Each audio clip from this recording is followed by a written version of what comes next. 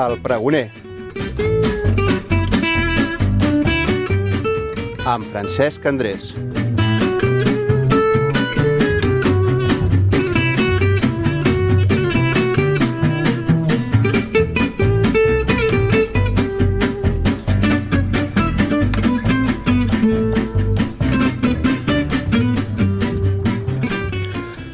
L'home arruïnat llegeix la seva condició en els ulls dels altres amb tanta rapidesa que ell mateix sent la seva caiguda. El sentiment, quan hem conegut algun contagiat. Seria molt poc feliç si pogués dir fins a quin punt ho soc. Molta gent hauria definit així el confinament. Però per això és important dir que el temps no torna enrere. Per tant, planta el teu jardí i adorna la teva ànima en lloc d'esperar que algú et porti flors.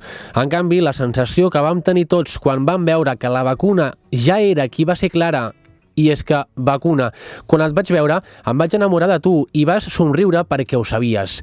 Encara que no tothom t'ha vist amb els mateixos ulls. Vacunar-se o no vacunar-se, ser o no ser, aquesta és la qüestió. I aquells que ho tenen clar s'han mirat els cagadubtes i han pensat, així, oi, consciència, de nosaltres tots fas uns covards i l'ardent resolució decau la mirada pàl·lida del pensament. I és que, ja ho sabeu, la vida és una història explicada per un idiota, una història plena d'estrèpit i fúria que no significa res i és millor ser rei del teu silenci que esclau de les teves paraules perquè hi ha més coses al cel i a la terra, Horaci, que totes les que pugui somiar la seva filosofia. Els antivacunes saben que el savi no s'asseu per lamentar-se, sinó que es empra alegrement la seva tasca de reparar el dany fet.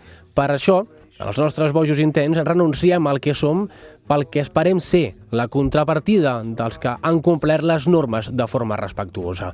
Què és millor? Quina idea mana? Bé, no hi ha res bo o dolent, precisament el pensament ho fa així. No tracteu de guiar el qual pretén triar per si mateix el seu propi camí i presteu l'orella a tots i a pocs la veu. Escolteu les censures dels altres, però reserveu la vostra pròpia opinió. I els que un cop acabat el toc de queda fan festes massives a les nits, potser cal dir-los que el pitjor pecat cap als nostres semblants no és odiar-los, sinó tractar-los amb indiferència. Això és l'essència de la humanitat. Sabem el que som, però no en el que podem convertir-nos. I ara, quan tot acabi, recordem que si tot l'any fos festa, divertir-se seria més avorrit que treballar. En un minut i en molts dies. I com deia Shakespeare, el passat és un pròleg. Si avui m'he permès la llicència d'enllaçar frases del gran mestre de les lletres angleses és perquè aquests dies ens ha deixat el segon William Shakespeare més famós de la història, el primer home i la segona persona que va rebre la vacuna contra la Covid-19. No sabrem mai si li va servir o no. La seva vida tan sols s'ha estès 5 mesos més. Ell, abans que ningú, es va vacunar.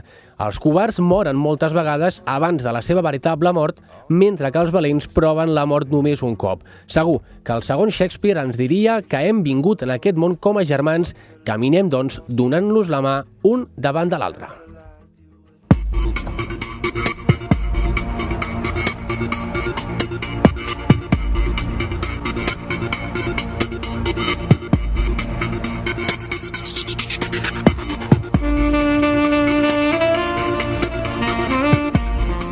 La caiguda d'una cabina de telefèric deixa 14 morts i un ferit greu a Estrès, al nord d'Itàlia. Judit Peñaranda.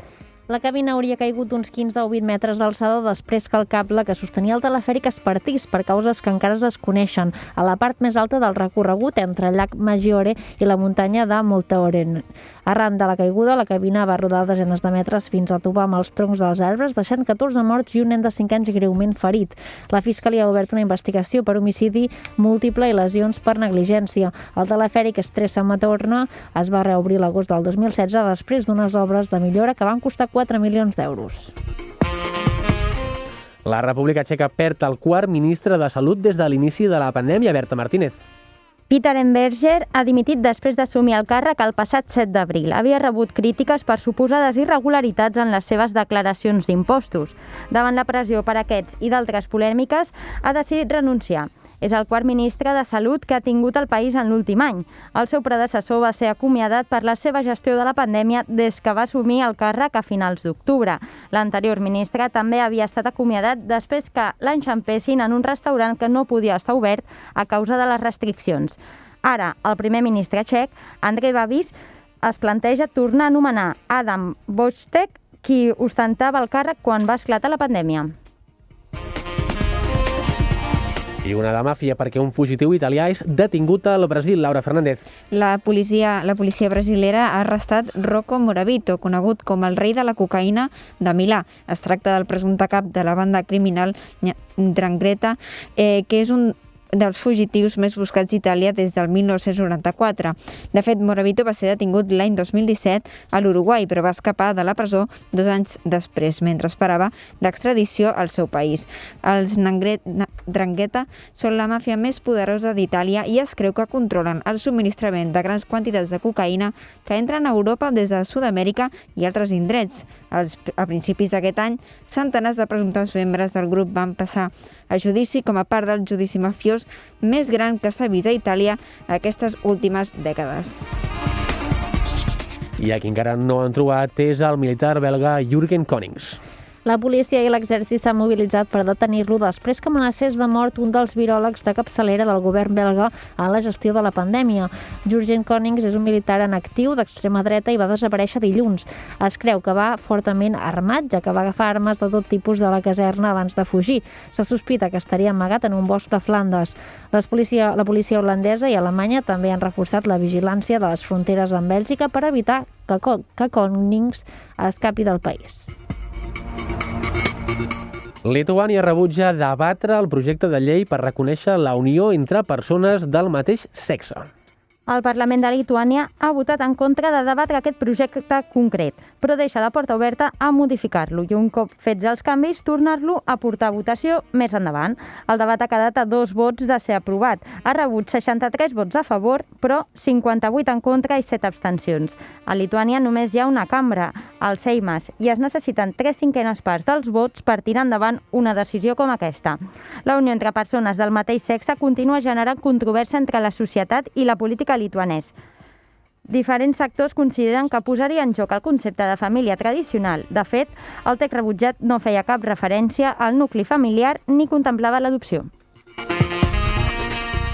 Els votants anglesos creuen que els electors escocesos tenen dret al referèndum d'independència. Així ho conclou una enquesta feta a Anglaterra sobre el dret a celebrar un segon referèndum a Escòcia. Els resultats mostren que una bona part dels votants de tot el Regne Unit consideren que després de la seva última victòria electoral s'hauria de permetre al Partit Nacional Escocès fer un nou referèndum sobre la independència. Més de 2.000 persones majors de 18 anys i de tot el país han participat en aquesta enquesta.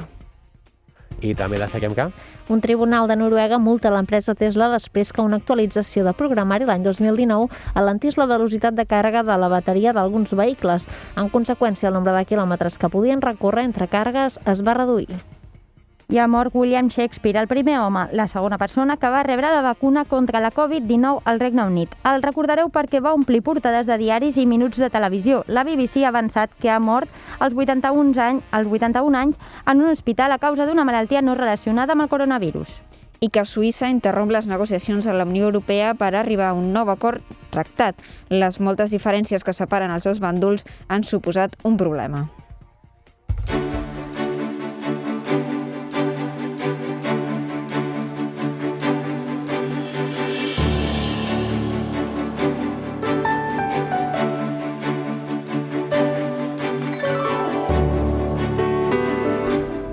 El darrer diumenge, un avió que anava d'Atenes a Vilnius va ser obligat a aterrar a Minsk per una suposada amenaça de bomba. Però què va passar, Judit?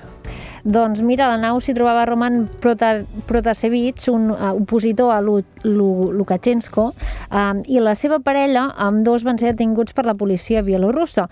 Bielorússia havia culpat a l'organització palestina Hamas de l'amenaça de bomba, però Hamas ha negat qualsevol vinculació amb els fets. La policia bielorussa no va trobar els explosius, però va detenir a Protasevich, que s'enfronta ara a una possible condemna de fins a 15 anys de presó. Aquesta maniobra ha despertat l'indignació de Brussel·les, que ha acordat tancar l'espai aeri europeu a Bielorússia i preparen represàlies econòmiques. El Regne Unit també ha pres mesures contra Minsk i també ha tancat el seu espai aeri als avions bielorussos. Però qui és Roman Protasevich?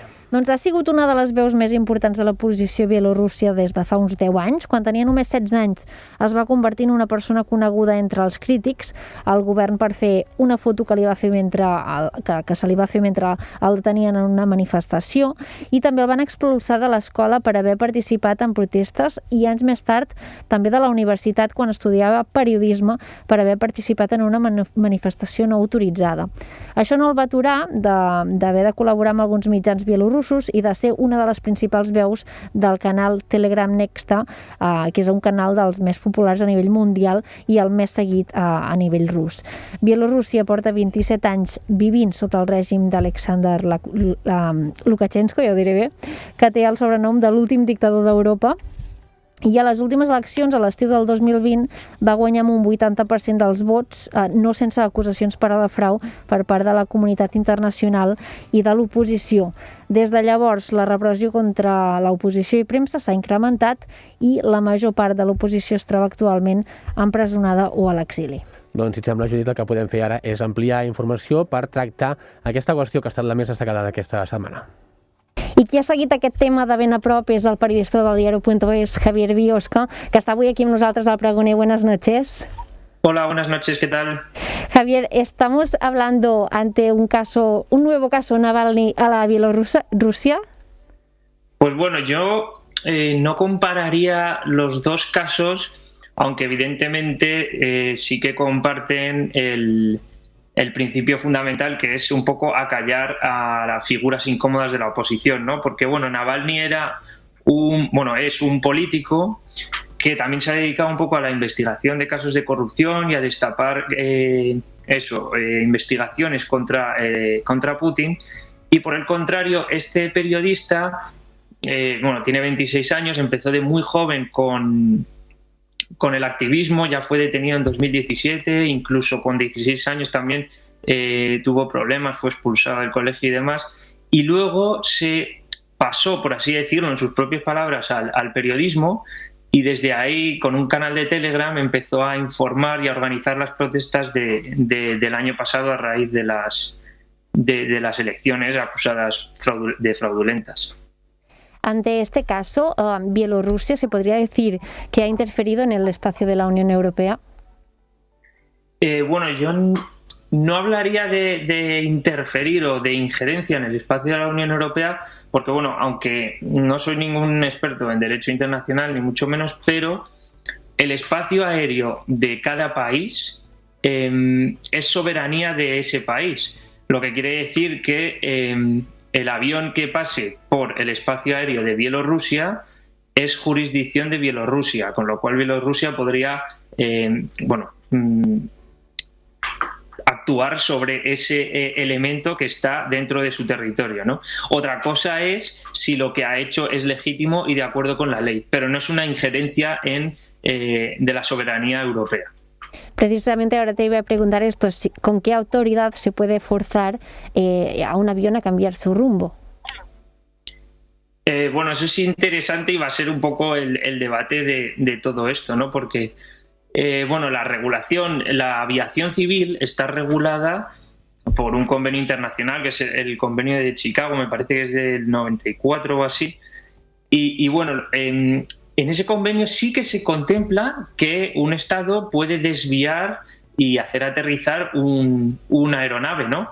Pero pone unas condiciones, evidentemente, y esto es siempre y cuando se respete la seguridad de los pasajeros, que en este caso evidentemente no ha ocurrido porque 2 pasajeros han sido detenidos, y evidentemente todo ello sin contar que la excusa de Lukashenko y de las autoridades de Bielorrusia era que había una amenaza de bomba sobre ese avión y que esa amenaza la había comunicado el gobierno de Suiza.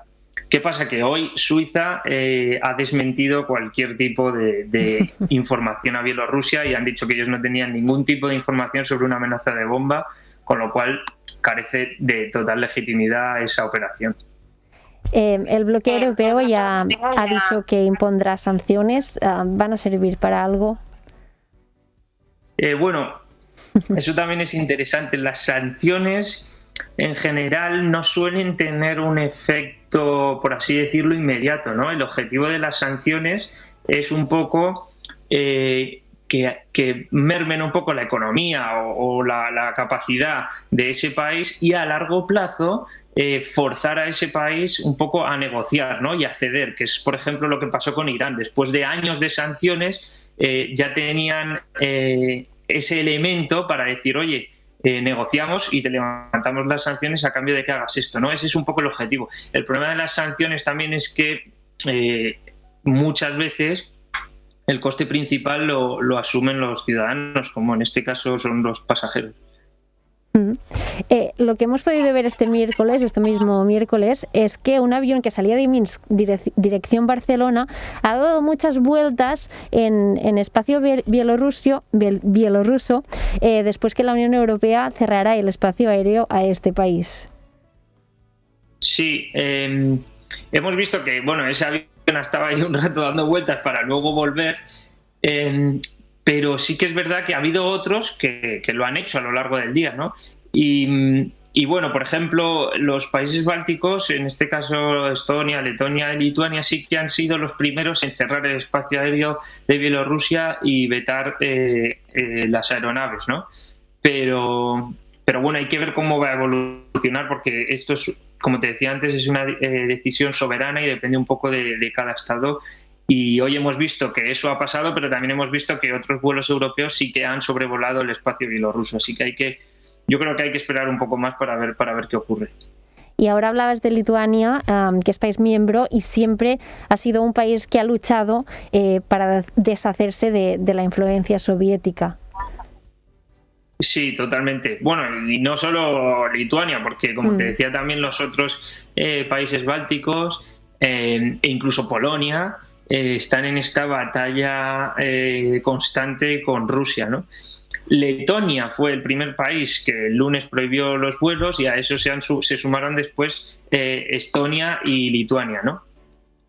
Pero bueno, lo de la influencia rusa y los países bálticos se ha visto con todo tipo de operaciones. Por ejemplo, hace tiempo varios de estos países vetaron directamente la cadena oficial del gobierno ruso, Russia Today, y otros canales y medios de comunicación rusos, y directamente los prohibieron, y es algo que fue condenado fue criticado por Reporteros Sin Fronteras. O sea, que es una batalla que tienen ahí. Y por ejemplo, hay países de la Unión Europea que están intentando desarrollar un sistema de defensa común, ¿no? Una alianza de defensa común europea, y estos países del este, como hablabas tú en este caso de Lituania, son los primeros que se oponen a crear este tipo de alianzas porque piensan que ello iría en detrimento de la OTAN,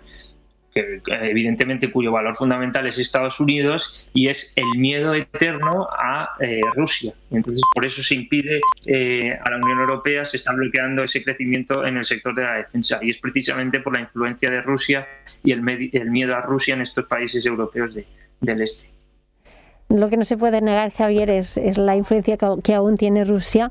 Gracias por estar hoy con nosotros en el Pregone y seguiremos informando de este caso. Muchas gracias a vosotros.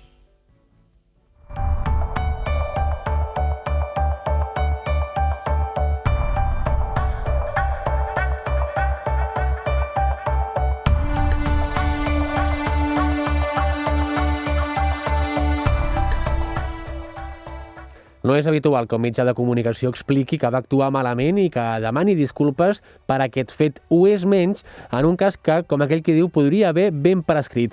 27 anys més tard, la BBC ha reconegut que una de les entrevistes més importants que ha fet mai la va obtenir gràcies a mala praxis. Ens ho explica la Laura Cera.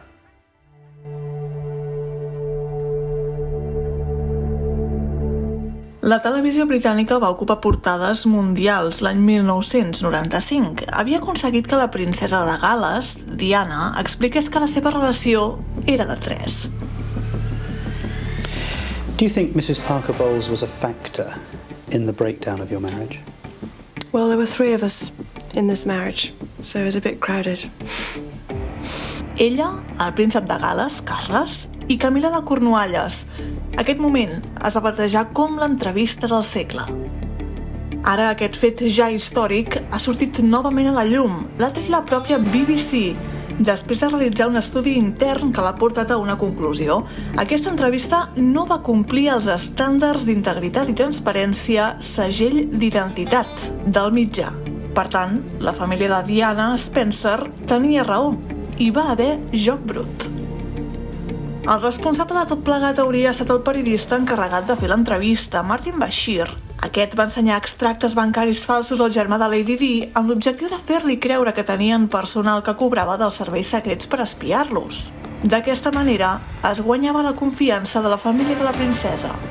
Aquest fet no és nou d'ara i en el seu moment ja va sortir als mitjans. De fet, la BBC va preguntar-li a Bashir si era veritat, fet que ell va negar.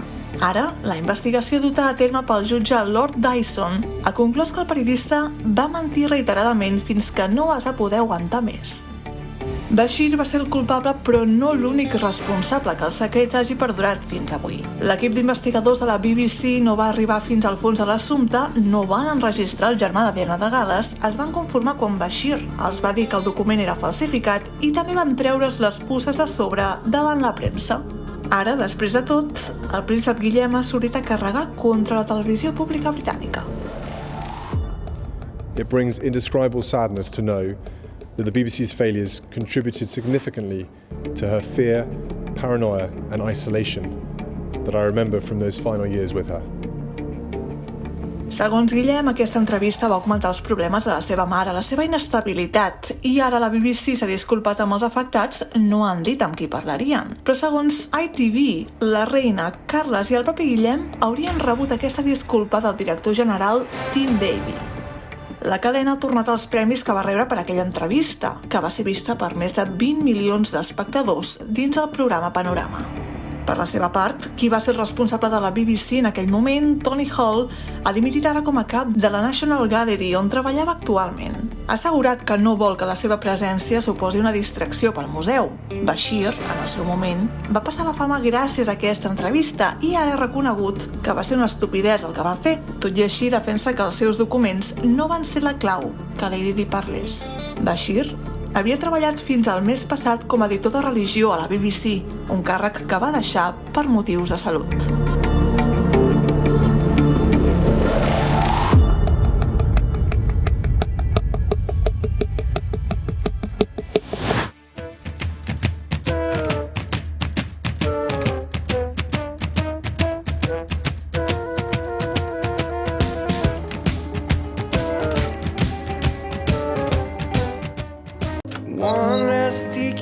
En Europa, lo que le pasa a Miguel, le pasa a Michelle.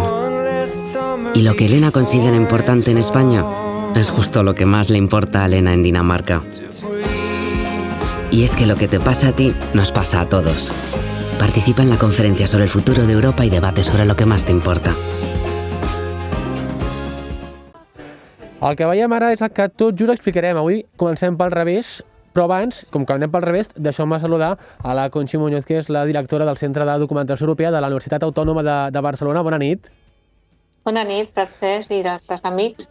Estàvem veient unes imatges que ara tu ens explicaràs d'un vídeo que explica una mica el que nosaltres avui volem dir, que és el taller que vosaltres heu fet per debatre propostes sobre la conferència del futur d'Europa, Conxi. Sí, exactament. Vam fer ahir un taller de 4 hores en el que van participar, s'havien inscrit 56 persones i van participar 30, que creiem que està bastant bé, perquè de 4 hores a debatre sobre el futur d'Europa té bastant mèrit. I va anar molt bé, no sé, que em diràs el que vols que expliqui. Doncs justament et volia preguntar com va anar, perquè com ara comentes, són 4 hores d'un tema dens i que per tant no ha de ser fàcil de poder ni explicar ni anar assumint conceptes. La qüestió d'aquest debat, això no surt de nosaltres inicialment, sinó és la Comissió Europea, les institucions europees, tant la Comissió com el Consell de la Unió Europea com el Parlament, que han proposat que durant un any es faci una conferència sobre el futur d'Europa. Aquesta conferència implicarà un plenari en què hi haurà membres de les institucions, de la societat civil, de ciutadans. Hi haurà una plataforma virtual en la qual els ciutadans, els grups, poden enviar propostes sobre com millorar la Unió Europea i també en aquesta plataforma es poden organitzar events I llavors hi ha aquesta opció d'organitzar events que ens ha permès a nosaltres, que ens demana la Comissió, és organitzar debats amb la ciutadania per parlar sobre el futur d'Europa.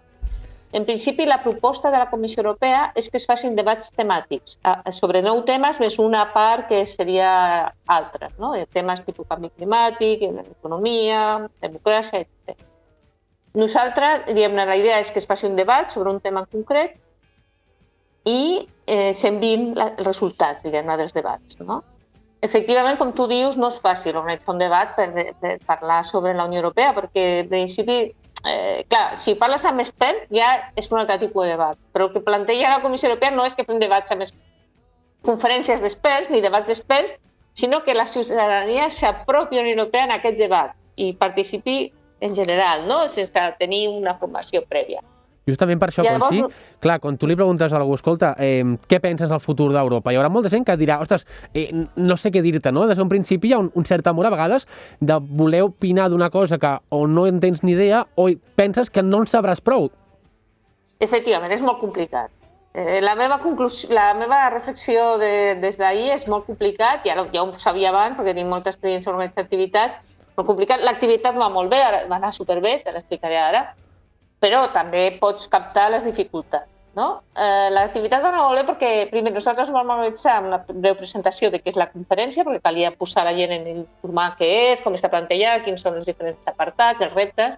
A continuació hi havia 3 debats, cada debat de 3 quarts d'hora, i cada debat el portava una persona. Però clar, el concepte del debat, tal com planteja la comissió i hem volgut fer nosaltres, és que el moderador només parla 10 minuts per posicionar el tema, però la resta de temps ha de parlar la gent. Llavors hi havia el primer debat sobre democràcia, el segon sobre digitalització i el tercer sobre canvi climàtic. I al final un apartat en què feien conclusions i propostes. Ja a l'inici vaig dir que no calia fer propostes, que és molt demanar que la gent, que en una reunió de 3 hores ni de 2 surti una proposta innovadora, no? Però si sortia millor també.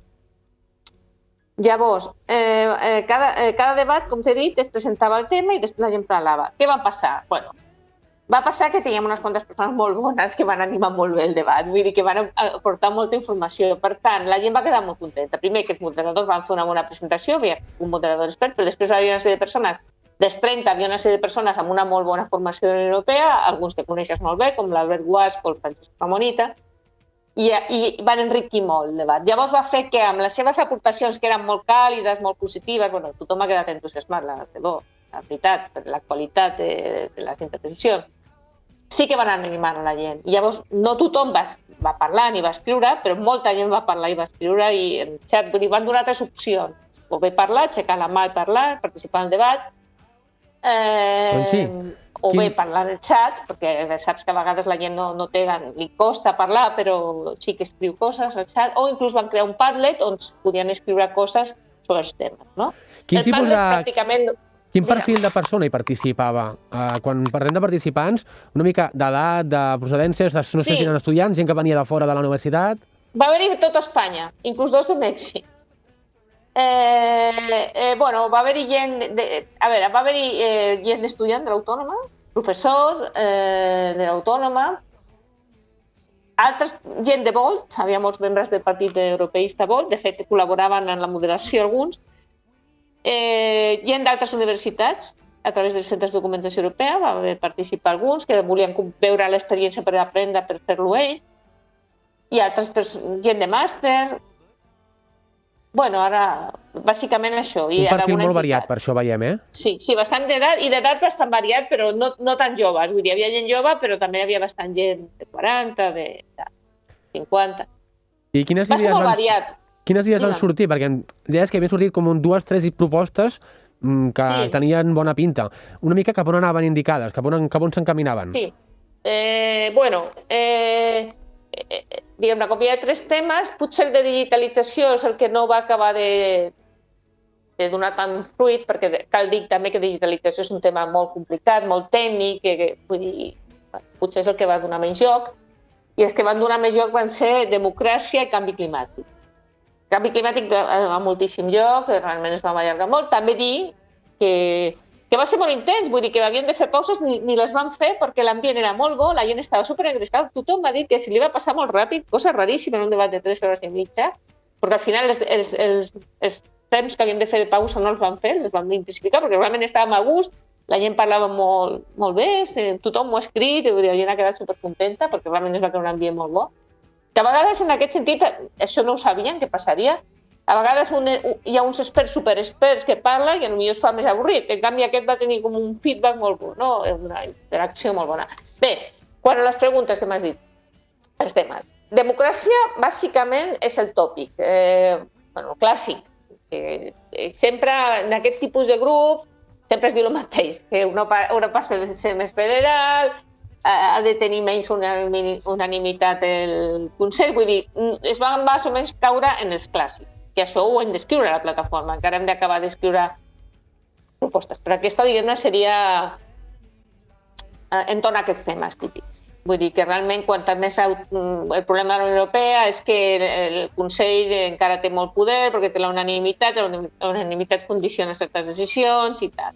També es van parlar de coses com les presidències, l'Spitzenkandidaten, va sortir el tema aquest, creien que era important recuperar-lo, bàsicament perquè donava un aire de democràcia més important que la situació, que no optava per aquesta via, no? Tot i que també es va dir que caldria un temps per consolidar-se això, vull dir.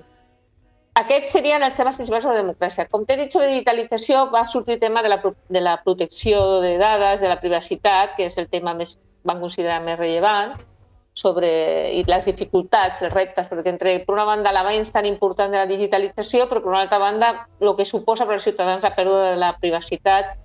Però sobre això en realitat no va sortir cap proposta en concreta. Llavors, sobre el canvi climàtic també es va engrescar molt i, bueno, inesperadament al final va sortir una proposta que hem de redactar, que, bueno, es va parlar molt sobre com les empreses estaven avançant a través de les polítiques de la Unió Europea de règim d'emissions, de comerç d'emissions, una sèrie de coses que en les grans empreses s'havia pogut incorporar pautes des de la Unió Europea i la proposta que va sortir tenia més a veure amb les petites empreses, que semblava que per ser petites no teníem dins la pròpia empresa no teníem mecanismes per com es diu, la pròpia organització no podia generar un equip de responsabilitat social cooperativa suficient fort com per poder fer un seguiment de les qüestions importants relacionades amb el canvi climàtic, perquè el que sí vam estar d'acord tots, i ell també va ser curiós, en que semblava greu o molest o que no el tema de les prohibicions, que es tendeix més, perquè contra el canvi, lo de les bajitas, lo de que no pots conduir aquest tipus de cotxe, vull dir, cada vegada hi ha més prohibicions, però va haver-hi un acord en què encara que no ens agraden les prohibicions, sí que creiem que és important, que al final són importants perquè per si sol la gent no ho fa. Per tant, llavors sí que al final vam entendre que sí, que eren importants les prohibicions, que d'alguna manera, però que en lloc de parlar de prohibicions seria més important parlar d'educació ambiental, cada vegada fonamentalment l'educació ambiental, perquè això surti ja de la gent, que no li hagin de prohibir, sinó que la gent entengui la importància, perquè sí que el noi que va parlar de canvi climàtic ho va fer molt bé, va exposar moltes coses, molta informació, també sobre el paper de l'energia nuclear, que precisament no queda més remei, segons ell, de moment de mantenir-la, perquè realment no hi ha prou energia renovable com per descarbonitzar, de moment, que cal invertir més. Llavors, tot aquest debat tenia a veure amb l'educació, la importància de que pot estudiar més la gent, formar-se millor, aquesta reconversió laboral que necessàriament hi ha amb la digitalització no ha de sempre ser cap a deixar la gent a l'atur en feines de mala qualitat, sinó que precisament s'estudia perquè hi ha uns reptes per millorar en tecnologies que portin les energies renovables. Bueno, tot aquest procés. En definitiva, estava molt d'acord i llavors va sortir aquesta proposta que hem d'escriure sobre l'opció de que la Unió Europea podia generar algun tipus d'agència per fomentar la responsabilitat social corporativa a les empreses petites. I hem d'escriure alguna cosa d'això. I serà la nostra proposta, bàsicament. En tot el canvi climàtic ja hem de redactar-la, hem de pensar-la amb aquest petit grup que vam parlar més, amb el noi que va parlar de medi ambient, però que creiem que sí, que va ser una proposta que té futur. Tinc altres coses que puc escriure en l'informe, però aquest potser és més innovador del que va sortir ahir. Bueno, potser m'ha allargat molt, no sé. Estarem pendents, Conxi, d'aquestes resolucions i ja ens explicaràs quan estiguin publicades a on les podem també recuperar perquè els nostres espectadors oients també puguin fer-ne un cop. Sí, clar que sí. Bueno, en principi ho hem d'enviar a la pròpia plataforma. Sí, Dic no, que ho hem de deixar aquí perquè ens sortim de temps, Conxi. Sí, per perdona, tant, perdona. I ara. Gràcies Quan ho a tinguem vosaltres penjat, per convidar-me. fem una altra connexió. Gràcies. Moltes gràcies, una abraçada. Bona nit. Adéu.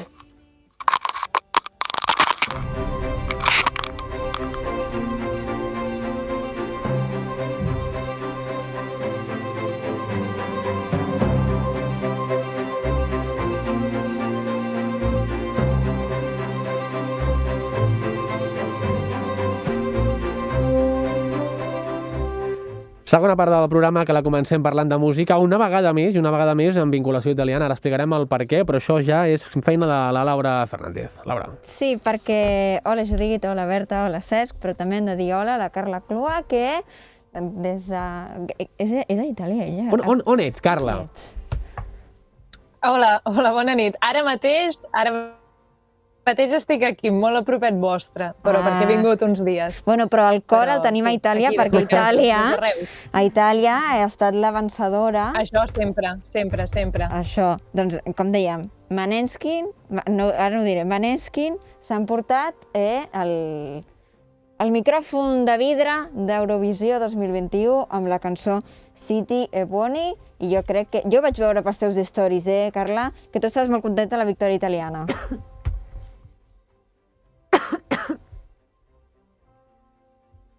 Doncs sí, la veritat és que més enllà del meu vincle amb Itàlia, jo amb Måneskin ja feia temps que el seguia, i quan ja van concursar a Sanremo, que no sé si ho sabeu, però el guanyador de Sanremo automàticament va a Eurovisió, doncs ja vam veure que quan va guanyar Måneskin ens vam posar molt contents, perquè ens agrada bastant aquest grup, i crec que també va donar un punt diferent, no, Eurovisió, i bueno, estic molt contenta que hagi guanyat, la veritat. Això sí, Carla, que el que també hem de comentar és que després d'emportar-se el premi, no, tot plegat, després si recorries una mica a les xarxes sí que podies trobar un tema que va generar bastanta polèmica, i és que ja sabeu que a Eurovisió hi ha aquesta part de la Green Room, no, on estan tots els participants, doncs mentre estan donant els punts de la classificació, doncs estan enfocant, mirant aviam com queda la classificació final, on van els 12 points, 2 points, i llavors, per les xarxes es va discutir, es va debatre sobre si el que és el cantant, Damiano, si no m'equivoco, doncs semblava que estava esnifant un tipus de substància que no sé si podem dir per antena, direm una substància de color blanc. No, la pots dir. Cocaïna, no? Podem definir que el que estava intentant ingerir és cocaïna i no infringim cap normativa. Doncs això. Ell no ho sé, nosaltres no. Nosaltres no farem. Dir-ho no hem fet res dolent. Doncs això va recórrer bastant les xarxes, doncs, mentre s'estaven celebrant aquests 12 points que li van donar, ara no recordo quin país, doncs una imatge que sembla, que va quedar a les xarxes retratada. Exacte, jo crec que això va també... Aquesta victòria va ser una mica amarga, no? Perquè des del primer moment es van ubicar i se'ls va relacionar amb un consum de drogues. Ells vaig veure que van fer un comunicat poc després, cap a la 1, no ho sé, de la nit, dient que ells no havien consumit mai drogues i que no estaven gens d'acord amb tot això que s'estava dient, que no tenia cap fonament i que es sotmetrien voluntàriament a un test. Es va fer molt, com dius, molt de so, no? Molt de rebombori també a les xarxes, gent dient que sí, gent dient que no. També la rivalitat entre Itàlia i França, diem que els separaven pocs 25 punts, si no m'equivoco. Llavors, també molta gent de França va apretar per a veure si se'ls podia donar el premi a ells, que se'l mereixien, i al final el resultat va ser negatiu. També es va parlar molt a les xarxes que hi va haver una mica, vull dir, l'estil del grup Måneskin, són 4 nois joves que tenen entre 20 i 22 anys, són de Roma, són de glam rock, per tant també no acompanya la imatge que donaven, i potser també va haver una mica de prejudicis en aquell sentit, i també jo personalment voldria dir que, a veure, suposo que aquí som seguidors una mica d'Eurovisió, si un cantant és com les Olimpíades, si un cantant s'ha de drogar, no crec que ho faci a la Green Room, perquè la Green Room té moltes càmeres i està molt controlada i té tots els altres cantants allà, per tant, no sé. Hi va haver com dius, molts comentaris sobre això i potser van deixar la seva victòria una mica més així. És el que deies, no? El Green Room Bé, mai ho sabrem, això sí, fora de càmeres, tampoc ho sabrem, això tampoc ho sabrem. Però, com deies, recordem un moment la roda de premsa posterior a l'entrega del premi, que justament un periodista li preguntava directament a Damiano si havia pres drogues. So, congratulations, Italy. Damiano, I have to ask this, because there was a sequence during the broadcast when you are seen in the background leaning over the table and seems to be snorting something. And online, people are suggesting that you were taking cocaine. What was it? Thomas break a glass. Yeah, exactly. Thomas break a glass with his leg. I don't use drugs, please, guys. Yeah, exactly. It's not true. We don't use. Yeah. No, please don't say that. Don't say that. Really. No cocaine, please. Don't say that. And it's important for you to answer because it's. Yes, true. But let's keep the questions about... Tot un showman, aquest noi. Sí, ell, com explicava en anglès, al·legava que el seu company doncs, va tirar una copa de vidre i que l'estava recollint. No sé, quedarà en això, potser un estigma pel tema del rock and roll, no sabrem, però això sí, celebrem la victòria, Carla, d'Itàlia. Exacte, i l'any que ve cap a Eurovisió Itàlia, que de moment ja hi ha moltes ciutats que han presentat una candidatura encara no oficial per ser la seu. No sabem molt bé cap on anirà, perquè a Itàlia ja s'ha celebrat de les 3 vegades, ara en Maneskin, que ha guanyat, ja s'ha celebrat, si no m'equivoco, a Roma i també a Nàpols, crec recordar. Sí, a Nàpols al 65 i a Roma al 91.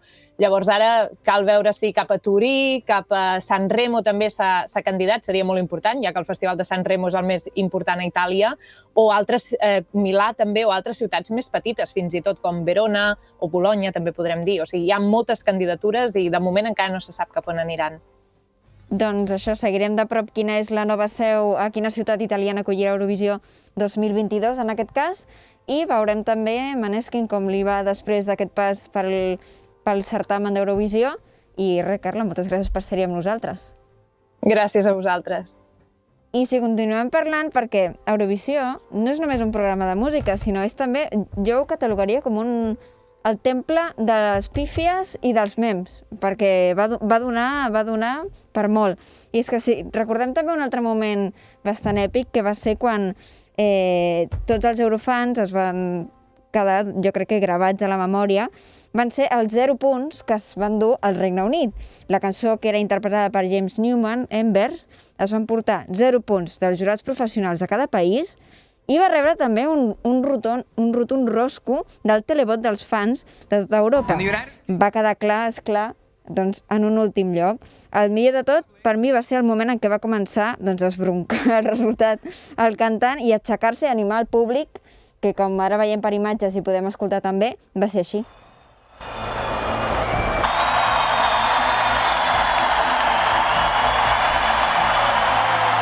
Déu-n'hi-do. Això és un bon perdre, això sí. Sí, o irònicament bon perdre, no et sabria dir, no les he tingut totes. Bueno, és com la coca, que mai sabrem si és veritat o no, però que tenia resultat negatiu. I també hem de parlar, òbviament, Eurovisió és gala de música, és gala de vestuaris, és gala...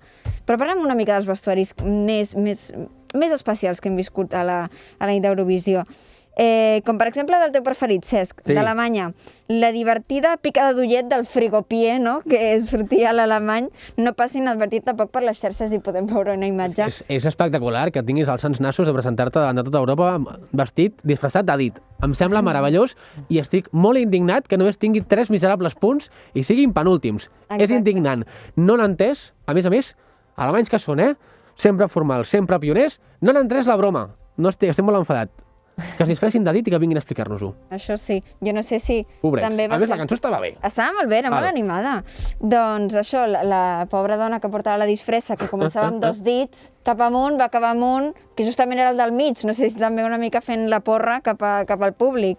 També un altre vestuari que també crec que va ser molt especial, que va ser també molt comentat a les xarxes, va ser el de Noruega, que, atenció, jo no sé per on voleu que comenci a parlar del vestuari de Noruega, perquè entre les ales d'àngel gegantines, la granota brilli-brilli que porta i la bandana al front i les ulleres de sol, I he de reconèixer que a mi la cançó em va agradar. I el vestuari? La cançó em va agradar, el vestuari ja és una altra cosa. Ja és una altra cosa. És a dir, que no. Diguem que decepciona una mica més que la cançó. I, per últim, un que també va cridar força l'atenció a les xarxes va ser la Matrioshka a escala humana, que va representar Rússia, i que molts tuitaires, doncs, dos errors, bueno, no errors, perquè un no va ser un error, ja ho diem, clar. I és que no només els cantants són els protagonistes molts cops, no, d'Eurovisió, sinó també els corresponsals que van donant aquests punts, no, durant tot el final de la gala. I doncs m'agradaria que parléssim de dues estrelles dels corresponsals. Un d'ells és l'islandès, que crec que a tots ens va treure una mica una rialla quan va sortir indignat per no poder donar els 12 punts a una antiga cançó holandesa guanyadora de l'any 1975, Ding a Dong. Finalment, una mica contracor, el corresponsal islandès va donar els 12 punts a Suïssa. Escoltem-lo una miqueta. I would personally like you to play Jaja Ding Dong.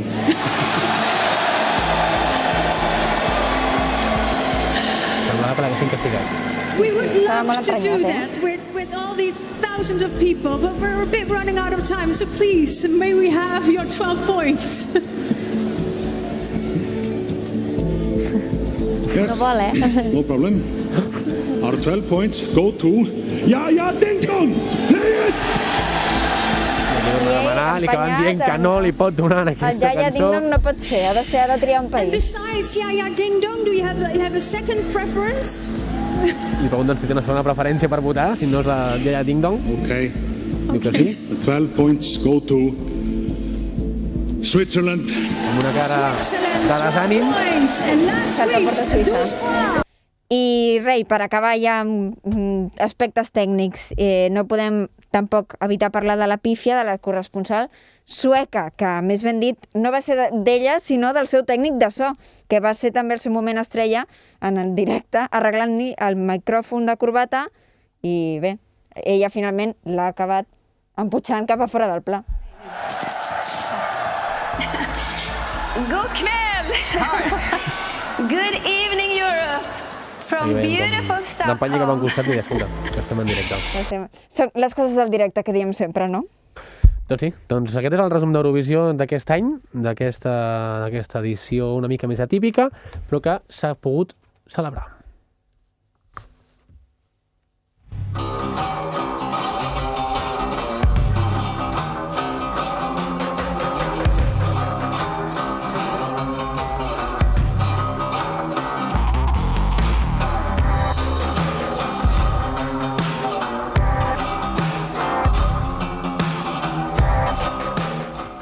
Però aquest pregoner és el darrer del mes de maig i, per tant, també ve un pregoner al món de retruc. Al seu costat, de què es parlarà en aquest programa? L'Andrea López ens ho explica.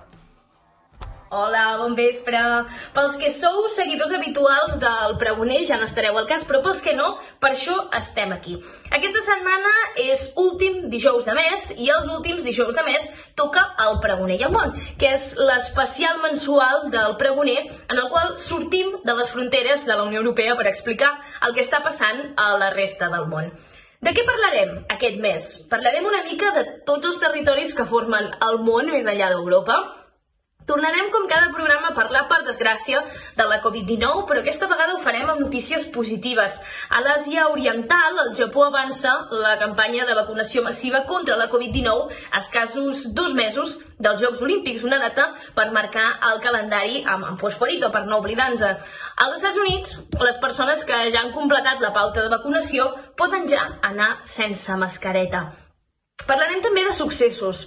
Us deixo uns quants titulars que potser heu vist en els mitjans de comunicació, potser no, però que el pregoner i el món us explicarem. 21 corredors moren d'hipotèrmia durant una ultramarató de muntanya a la Xina.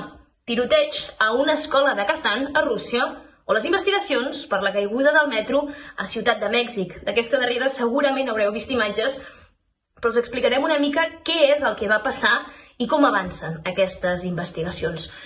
Com no, per desgràcia, també haurem de parlar de conflicte. Analitzarem la cronologia del conflicte a Colòmbia, amb tots els esdeveniments que s'han donat al país i com s'ha arribat en aquest moment actual. Parlarem de l'Azerbaidjan, que tensa novament les relacions amb Armènia, introduint tropes a territori armeni. De l'enfrontament també a la frontera entre Kurdistan i Tadjikistan. I també parlarem d'una de les notícies que han planat més la secció d'Internacional als mitjans d'aquest mes, i és que l'Orient Mitjà ha tornat a ser notícia, però de nou amb males notícies. Això sí, Israel i Hamas han acordat un alto al foc després d'11 dies d'enfrontaments i centenars de morts, la majoria d'ells del bàndol palestí i molts d'ells nens. Analitzarem l'origen d'aquest conflicte, la mediació egípcia, el compliment que s'està fent d'aquesta treva, i també analitzarem la intervenció diplomàtica dels Estats Units. Farem allò que fem nosaltres de lligar amb diferents fils els diferents territoris del món i veure com s'enllacen els conflictes. També analitzarem els possibles escenaris que s'obren en un futur en relació amb aquest conflicte. Com veieu, parlarem una miqueta de tot, com fem sempre, una mica de tot i de tot arreu. Per acabar de rodonir, farem a l'espai de debat, el dedicarem a la crisi migratòria que s'està donant a Ceuta.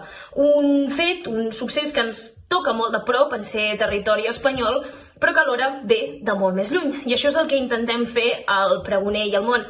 Explicar coses que no passen aquí, però que tenen influència aquí, perquè entenent el que passa al món i sabent el que passa al món, també podem entendre el que passa aquí. Així que no us el perdeu, perquè el Pregoner i el Món val molt la pena, i en recordeu-vos-en, últim dijous de mes, amb l'equip del Pregoner, el Pregoner i el Món.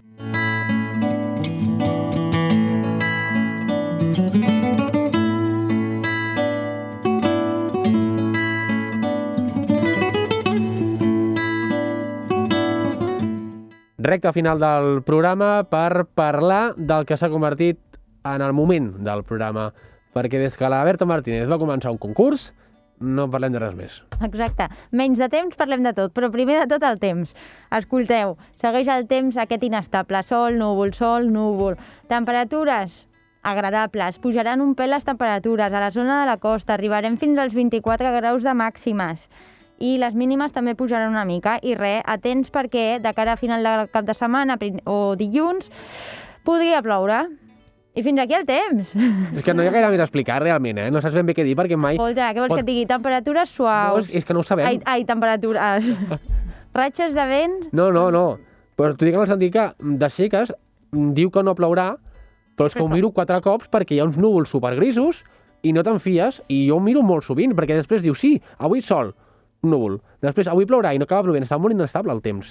Molt variant. Sí. Típic de maig. Escolta, però sembla que no entrem, No entrem al juny, però què hi farem?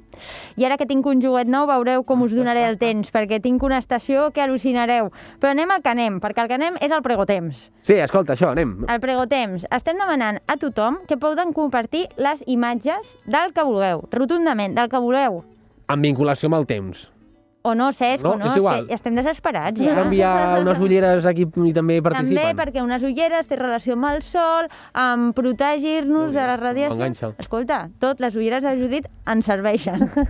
Però escolta, el que ens serveix són les imatges que hem rebut fins ara. Hi ha 3 persones que opten a aquest premi, que ja vam dir que seria un lot de plantes de la casa. Que, per aquells que ens esteu veient, i si no us ho explicarem, doncs en primer lloc tenim una imatge de la Irina, molt primaveral, amb unes floretes vermelles, opta al concurs. En segon lloc, estem veient una habitació plena, abassada de plantes, del Nando Andrés i de la Cita. Doncs escolta, opten, i tant que opten, al sorteig, i veurem. I per últim tenim una imatge del nostre corresponsal a Regne Unit. Doncs la Bel, que també hi participa. Ja tenim 3 participants. Jo animo a tots els oients, però vosaltres 3, que esteu aquí davant meu, no heu participat. Jo tinc coses, però he pensat que no era molt polite, que en diuen en anglès, i que deixaria participar els altres. Doncs jo sí que participaré. De fet, la Judit i la Laura... Judit. Està greu. Haig de dir que la Judit i la Laura van enviar les seves imatges fa 2 setmanes, però encara no estava engegat el concurs. Llàstima, Mala sort, llàstima. Torneu a intentar. Perquè si ho intenteu, en el darrer programa, que serà el dia, Cesc? 30 de juny. Direm quina és la persona guanyadora. I com farem aquest sorteig, Cesc? Doncs farem un concurs, agafarem les millors imatges.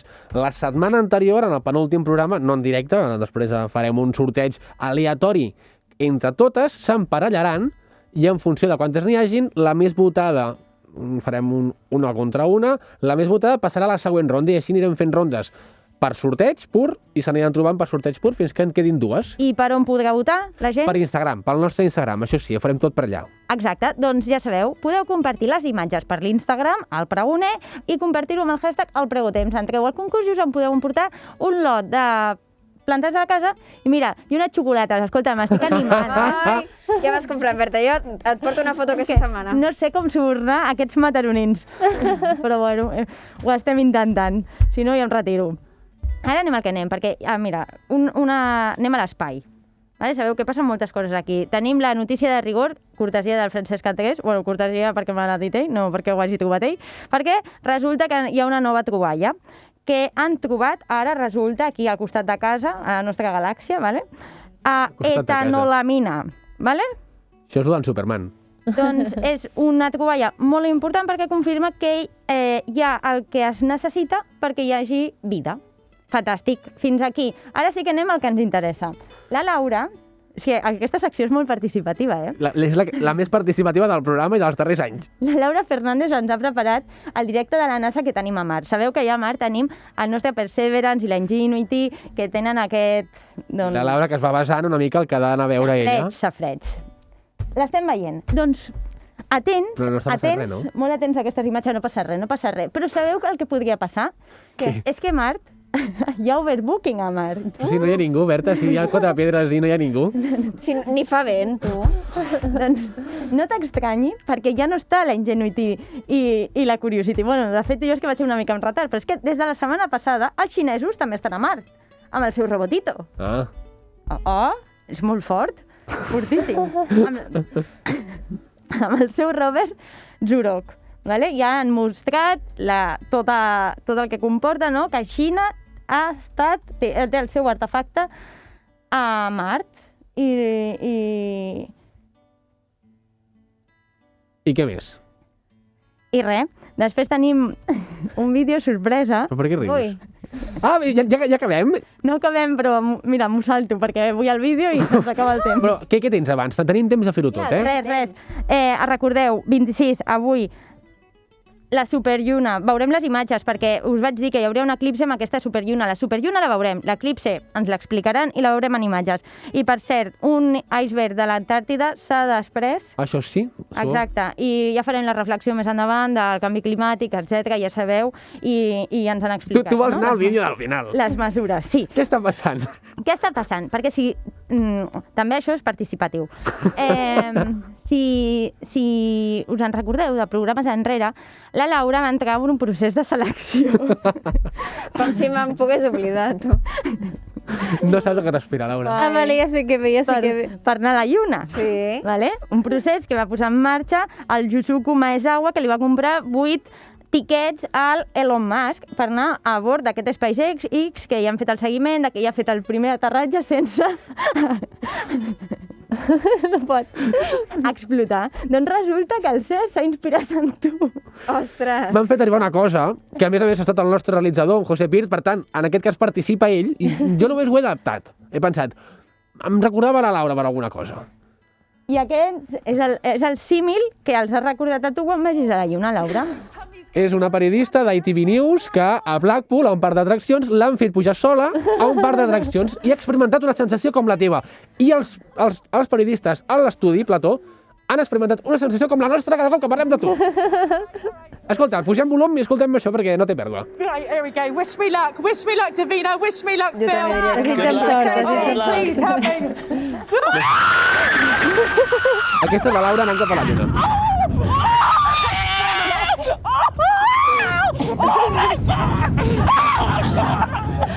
I aquests som nosaltres, els que arriben som nosaltres. Escolta, la confiança fa fàstic, No, però no aneu a raig, perquè de dramàtica em fico igual d'ella, La meva basta. Et representa o no et representa? Al 100%. Sí, som el mateix espírit, tenim ara aquesta dona i això. Doncs escolta, Laura, veus que té un final feliç, que torna, que és el que volem que tornis de la Lluna. I que ens doni l'exclusiva. I que ens donis l'exclusiva, sobretot, que la Berta no dorm des que li vas dir que... Si no us en foteu de mi, sí. Ja no podem millorar aquest programa. Escolta, doncs marxem fins la setmana vinent. Martí Torres, Josep Virti i Eric Andrés a les vies de so, realització i producció d'aquest programa.